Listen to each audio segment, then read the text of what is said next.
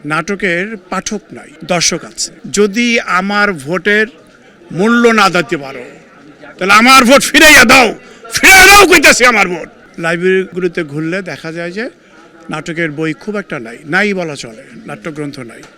আমি ফলে নাটকগুলোকে নাট্যগ্রন্থে এনে বই আকারে প্রকাশ করলে পাঠকের ঘরে যাবে, পাঠক তৈরি হবে এবং নাটক সম্বন্ধে পাঠকের একটা আইডিয়া হবে।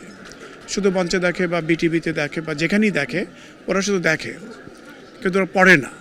কিন্তু নাটক পড়লে কিন্তু একটা চমৎকার একটা জীবন পাওয়া যাবে। নাটকের মধ্যে অনেক চমৎকার গল্প।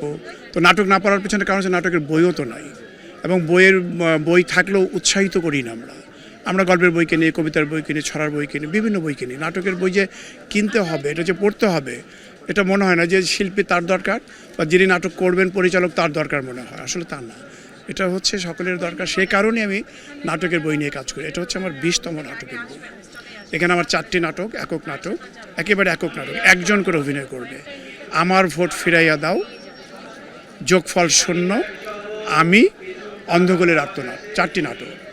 আমার ভোট ফিরাইয়া দাও যে নাটকটা, এটা শেষ ডায়লগটা হচ্ছে এই: যদি আমার ভোটের মূল্য না দিতে পারো তাহলে আমার ভোট ফিরাইয়া দাও, ফিরাইয়া দাও কইতাছি আমার ভোট।